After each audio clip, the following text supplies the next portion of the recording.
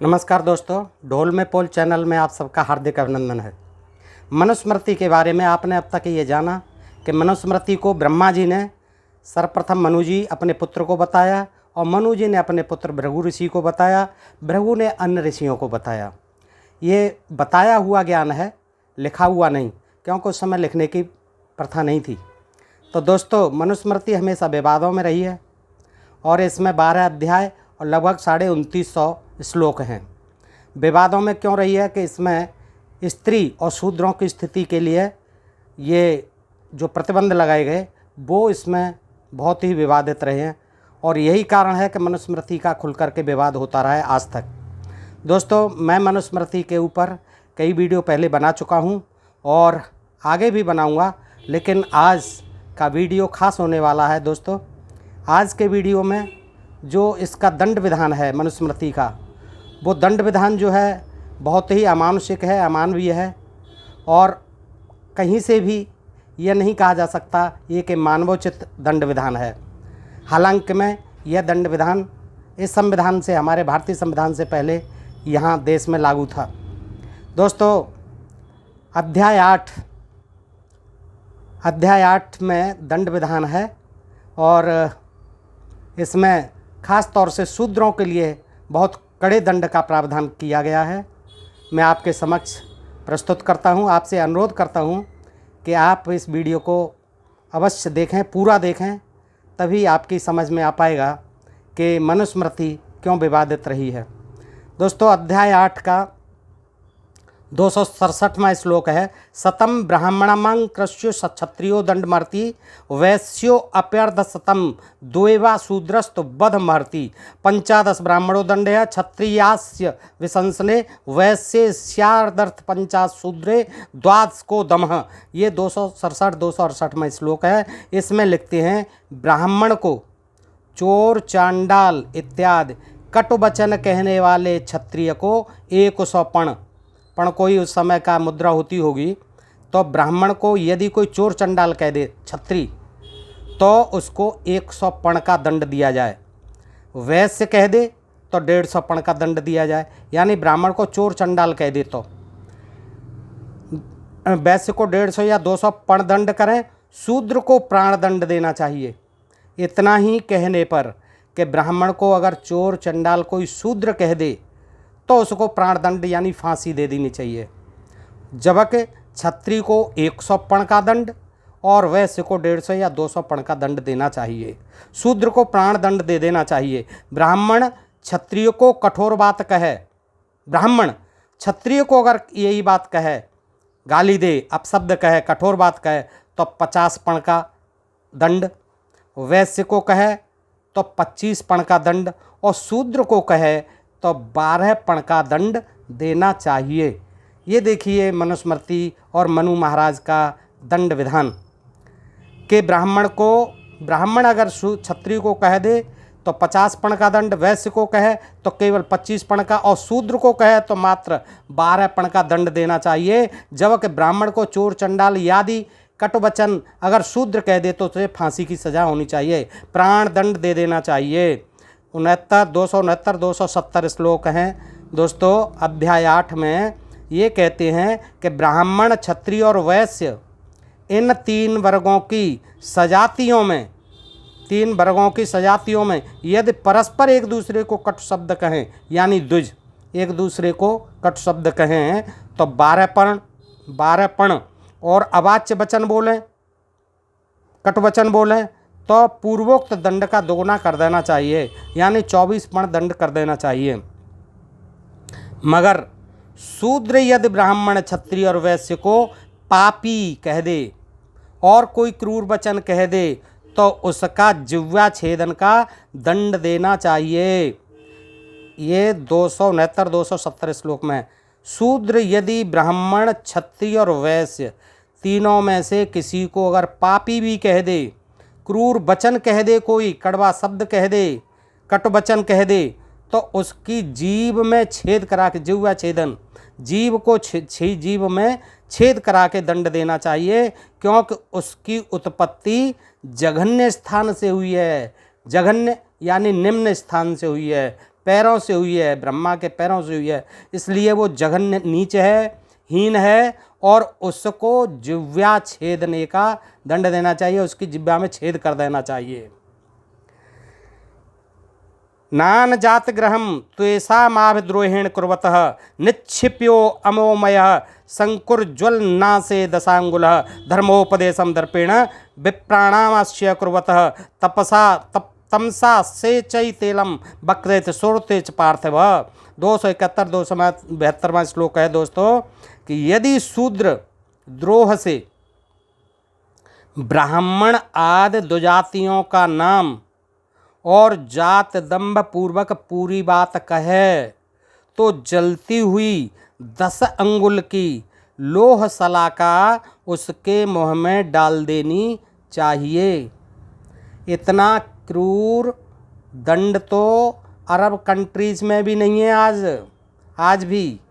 इतना जो है उस समय कितना ये शूद्रों के लिए कि केवल द्रोह से ब्राह्मण आदि जातियों का नाम यानी अपमान पूर्वक नाम ले संबोधन कर दे, ओ ब्राह्मण, ओ छत्री, ओ बढ़िया, ऐसे अगर कह दे और जात दंभ पूर्वक पूरी बात कहे, कोई भी बात कहे, तो जलती हुई 10 अंगुल की, नाप भी है 10 अंगुल की, लोहे की सलाका, लोहे की कुश उसके मुँह में डाल देनी चाहिए जलती हुई। यदि शूद्र अहंकारवश किसी ब्राह्मण को धर्म का उपदेश करे, कोई धर्म संबंधी बात करने लग जाए उस ब्राह्मण से, तो राजा उसके मुँह और कान में खौलता हुआ तेल डलवा दे। तो राजा उसके कान में खौलता हुआ तेल डलवा दे। अगर शूद्र अहंकारवश किसी ब्राह्मण को धर्म का उपदेश करे तो श्रुतम देशम च जातिम च कर्म शरीरम एव च और वितथेन ध्रुवंद्वार्दायम स्याद दुशतम दमम। यदि कोई किसी को अहंकार से यह दोष दे कि तुम इस देश में उत्पन्न नहीं हो, अगर ये कह दिया जाए तुम तो आर्य हो, यूरेशियन हो, बाहर से आई हो, यूरेशिया से आई हो, तो उस समय भी था ये कि यदि कोई किसी को अहंकार से यह दोष दे, और यहीं से सिद्ध होता है कि ये सब लिखने वाले आर्य ही थे और ये जाति व्यवस्था थी न कि वर्ण व्यवस्था। ये शुरू से ही जाति व्यवस्था है। वर्ण व्यवस्था केवल 3 वर्ण कह लो, ब्राह्मण क्षत्रिय वैश्य, मैं बार बार ये बता रहा हूँ, इनमें जाति आया शब्द। तो यदि कोई किसी को अहंकार से यह दोष दे कि तुम इस देश में उत्पन्न नहीं हो, तुम्हारे यज्ञोपवीत आदि संस्कार नहीं हुए हैं, तो कहने वाले को 200 कारसापण दंड देना चाहिए। कारसापण भी एक मुद्रा होती थी चांदी की और तांबे की, और 1 रत्ती 1 ग्राम के बराबर होती थी। ये लगभग 200 कारसापण दंड यानी 200 ग्राम सोने चांदी का दंड देना होता था। अंत्यज अपने जिसंग से, ये देखिए ये जो विवादित हैं, ये चीज़ें विवादित हैं कि किस तरह शूद्रों को पशु से भी ज़्यादा बुरा दंड देना चाहिए। पशु पर रहम किया जा सकता है, गाय को माता माना जा सकता है, गाय को पूजा जा सकता है, मगर शूद्र के प्रति कोई रहम कर्म नहीं है इन मनु विधान में और अन्य विधानों में भी। दोस्तों अन्य स्मृतियों में भी यही दंड हैं, मैं उसको अगले वीडियो में लाऊंगा। तो आज आप सुने 280वां श्लोक अध्याय 8। ये कहता है कि पाण मुद्दम्य दंडम वा पाणिच्छे मदन मरती पादेन प्रहरंको पाद पाद छे मदन मरती। अंत्यज अपने जिसंग से द्विज को मारे। अंत्यज अपने जिसंग से द्विज यानी ब्राह्मण क्षत्रिय वैश्य में से किसी को मारे तो उसका वही अंग काटना चाहिए। राजा को चाहिए कि उसका वही अंग काट दे, कटवा दे। यह मनु जी की आज्ञा है, यह मनु जी की आज्ञा है जिन्होंने ये संविधान लिखा।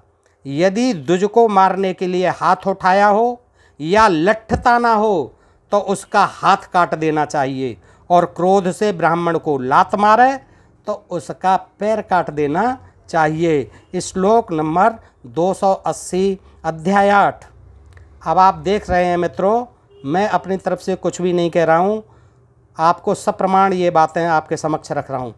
आगे के 281 282 श्लोक अध्याय 8 में कहते हैं कि जो नीच वर्ग ब्राह्मणादि वर्ण के साथ आसन पर बैठना चाहे, उसकी खाट पर बैठना चाहे या कुर्सी पर बराबर बैठना चाहे, तो राजा उसकी कमर में चिन्ह करके देश से निकाल दे। यानी दगवा के, चिन्ह का मतलब दगवा के गर्म कुश से उसकी कमर में चिन्ह बनवा के देश निकाला दे अथवा उसके चूतड़ का मांस कतरवा ले। ये कितना जघन्य दंड है दोस्तों, कितना अमानुषिक दंड है। अथवा उसके चूतड़ का मांस कतरवा ले, ये साफ लिखा हुआ है।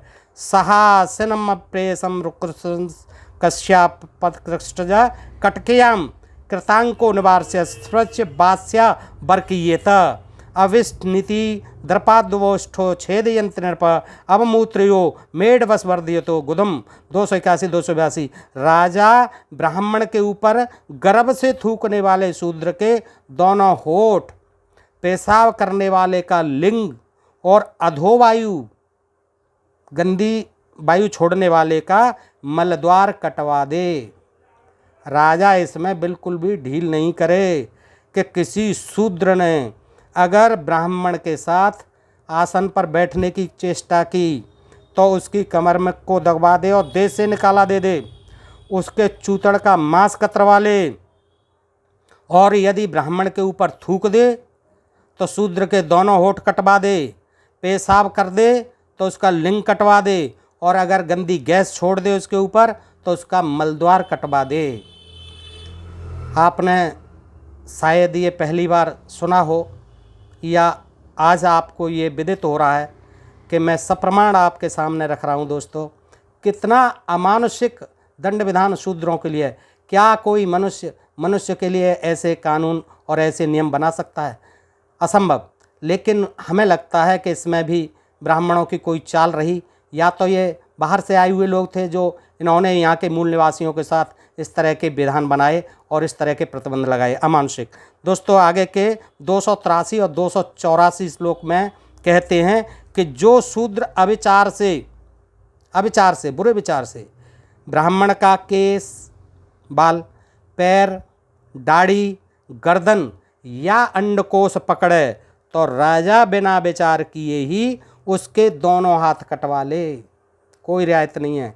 ब्राह्मण का केस पकड़ ले, बार पकड़ ले, दाढ़ी पकड़ ले, पैर पकड़ ले, गर्दन पकड़ ले, अंडकोश पकड़ ले तो राजा बिना विचार किए, कोई सोचा विचारी नहीं करे, कोई सुनवाई नहीं करे, बस ब्राह्मण जी ने कह दिया कि मेरे बाल पकड़े, मेरे पैर पकड़े इसने, तो उसके दोनों हाथ तुरंत कटवा दे। और ये उस समय होता होगा दोस्तों।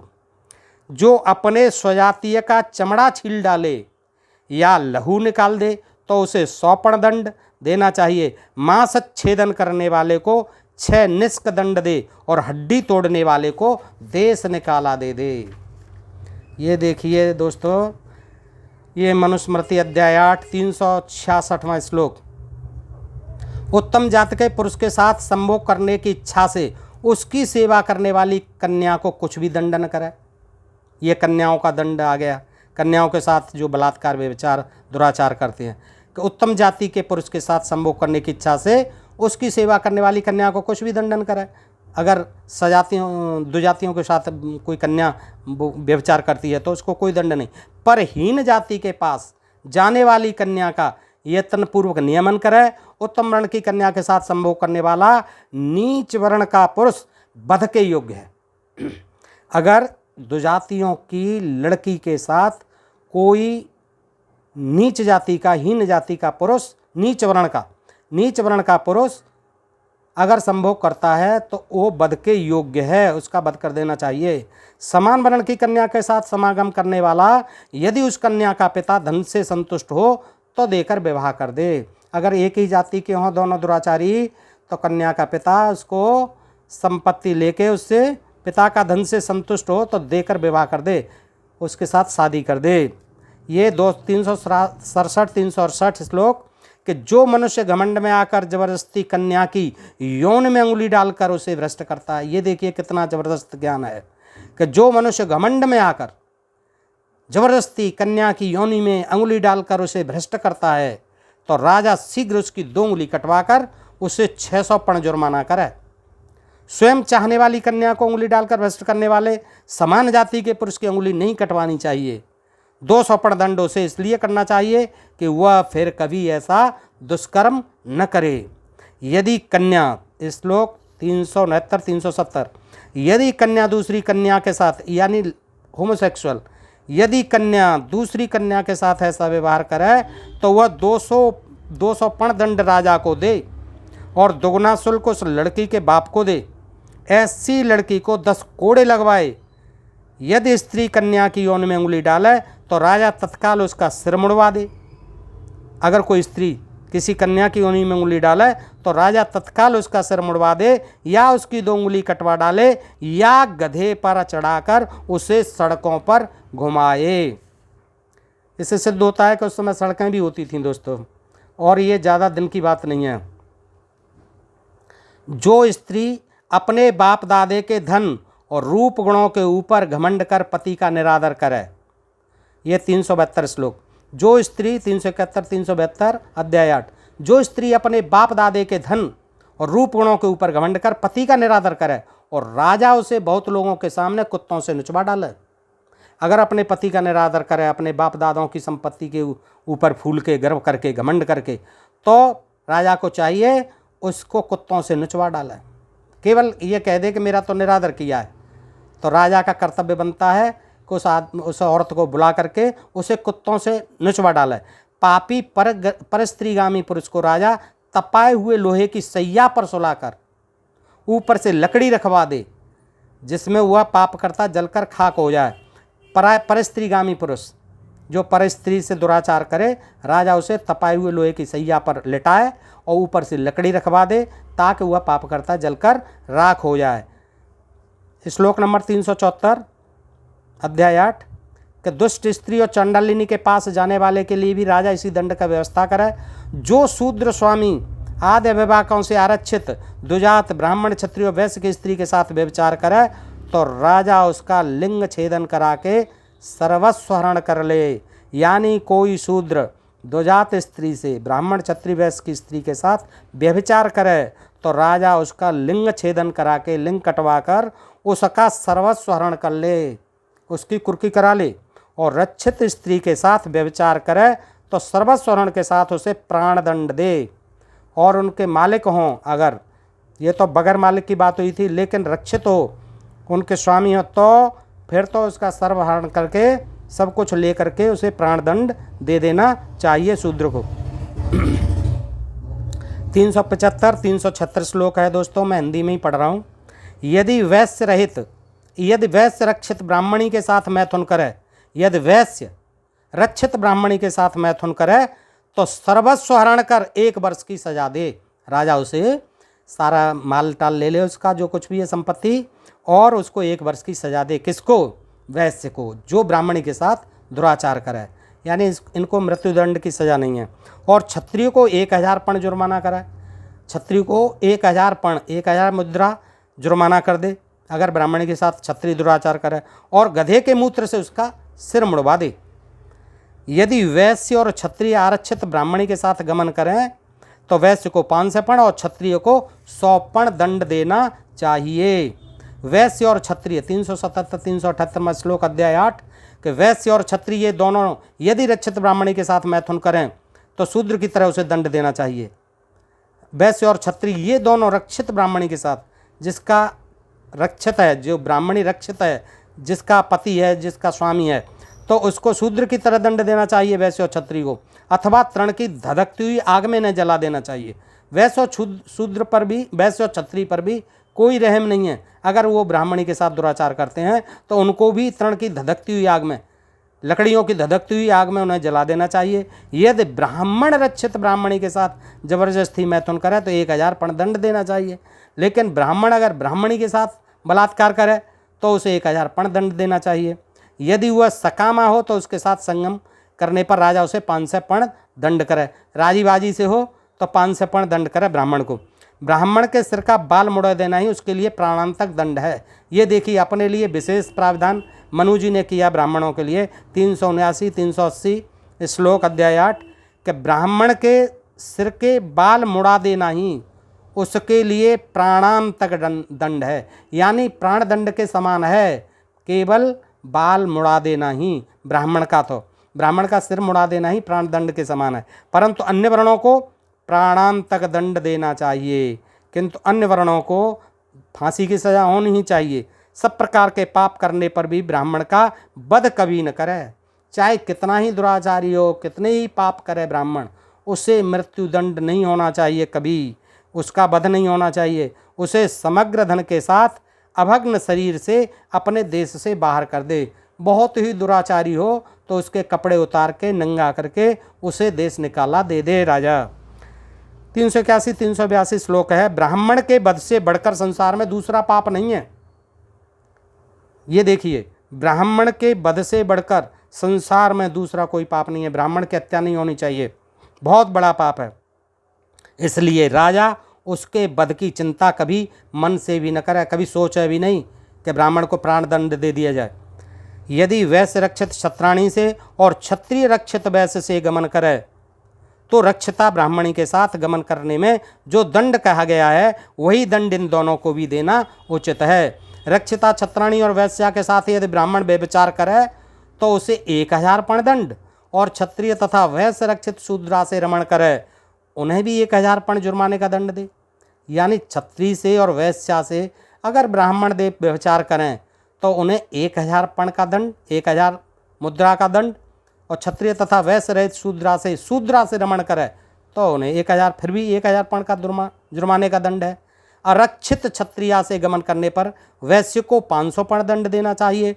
यदि क्षत्रिय उससे गमन करे तो गधे के मूत्र से उसका सिर मुड़वा दे या उससे 500 पण दंड ले। 385 386वां श्लोक अध्याय 8। यदि ब्राह्मण अरक्षित क्षत्राणी वैश्या तथा शूद्रा से गमन करे तो उसे 500 पण दंड दे। ब्राह्मण के लिए क्षत्राणी से, वैश्या से और शूद्रा से अगर बलात्कार करे, दुराचार करे तो उसे केवल 500 पण दंड का जुर्माना होना चाहिए। और चांडाल की स्त्री के साथ मैथुन करे, बलात्कार करे चांडाल की स्त्री के साथ, तो उसे 1000 पण का दंड होना चाहिए। जिस राजा के राज्य में परस्त्रीगामी, चोर, मिथ्याभाषी, अनुचित कर्म में साहस दिखाने वाला और लाठी से मारपीट करने वाला नहीं है, वह राजा इंद्रपुरी का सुख भोगने वाला होता है। ये देखिए, ये कितनी बड़ी बात कही है कि जिसके राज्य में परस्त्रीगामी नहीं हो, चोर नहीं हो, मिथ्यावादी नहीं हो, अनुचित कर्म में साहस दिखाने वाले नहीं हो, लाठी चलाने वाले नहीं हो, वह राजा इंद्रपुरी का सुख भोगता है।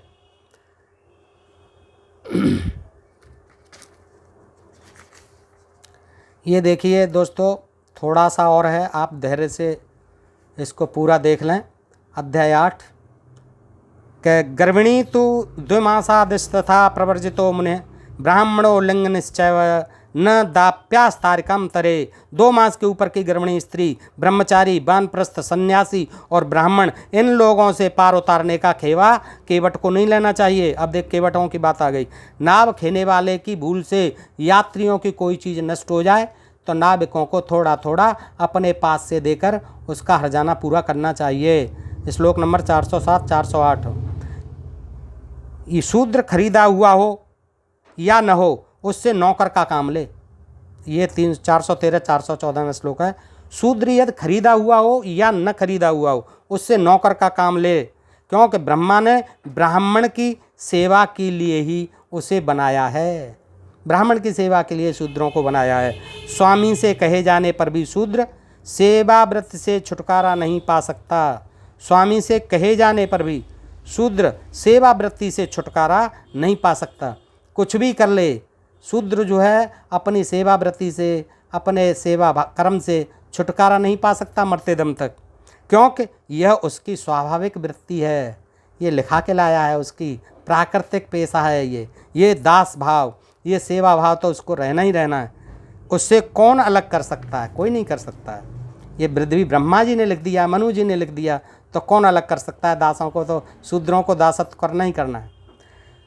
युद्ध में विजय प्राप्त होने पर लाया गया भोजन के लालच से स्वयं आया हुआ, दासी के गर्भ से उत्पन्न, खरीदा हुआ, किसी का दिया हुआ, जो बाप दादे से काम करता आया हो, बाप दादे से काम करता आया हुआ, ये जातियाँ इसी तरह से बनी। और ये समझने की चीज़ हैं।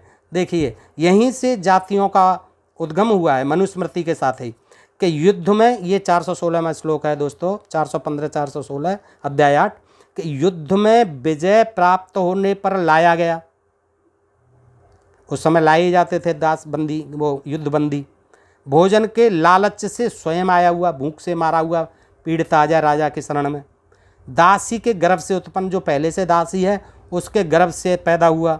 खरीदा हुआ, गुलाम खरीदे जाते थे, दास खरीदे जाते थे, कृत दास, वो खरीदा हुआ। किसी का दिया हुआ, किसी ने दे दिया उसे, देवदासी जैसे दे दी जाती थी लड़कियों के रूप में। तो किसी का दिया हुआ जो बाप दादे से काम करता आया हो, जिसके बाप दादे वो जो काम करते आए हों, जो अपना जातिगत पेशा करते आए हों, और जो दंड ऋण आदि चुकाने के लिए दास हुआ हो, या फिर वो अपने कर्जे को चुकाने के लिए दास बन गया हो। ये सातों दास योनि हैं, ये दास ही हैं, ये शूद्र दास योनि में आते हैं।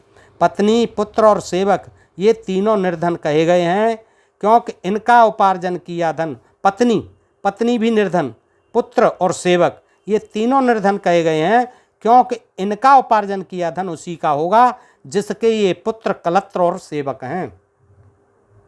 इनका कुछ भी नहीं है, पत्नी का, पुत्र का और सेवक का। पत्नी स्त्रियों के लिए भी मनु महाराज की मनुस्मृति में बहुत कड़े दंड विधान है, उनको भी मैं आगे वीडियोज़ में लाऊंगा दोस्तों। अब 417, 418 श्लोक में कहते हैं, काम आ पड़ने पर असंबंधित शूद्र का धन ब्राह्मण बेरोक ले सकता है।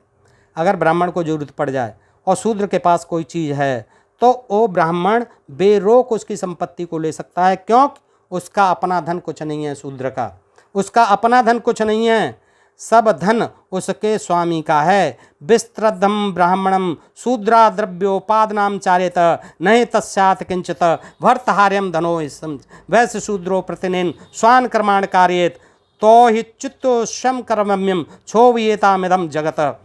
दोस्तों, काम आ पड़ने पर संबंधित शूद्र का धन ब्राह्मण बेरोक ले सकता है, क्योंकि उसका अपना धन कुछ नहीं होता। शूद्र का सब धन उसके स्वामी का है, जिसका दास है, जिसका नौकरी कर रहा है, जिसके यहाँ पेशा कर रहा है, जिसकी सेवा कर रहा है, सब कुछ उसी मालिक का है।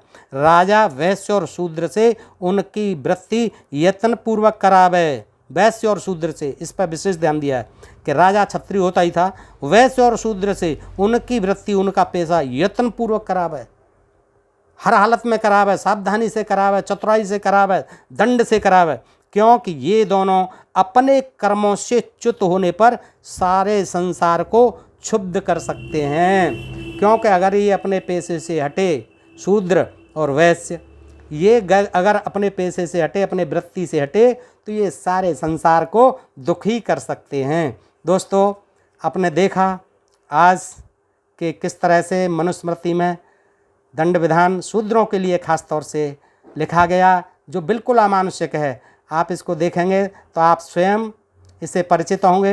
मैं अपनी तरफ से दोस्तों कुछ भी नहीं कह रहा, आपके सामने मनुस्मृति से मैंने पढ़ के सुनाया है। दोस्तों, आगे भी अन्य स्मृतियों में जो शूद्रों के लिए दंड विधान है, मैं आगे के वीडियो में आपके समक्ष रखना चाहूँगा। दोस्तों, फिलहाल के लिए इतना ही। सुनने के लिए धन्यवाद। जय हिंद, जय भारत।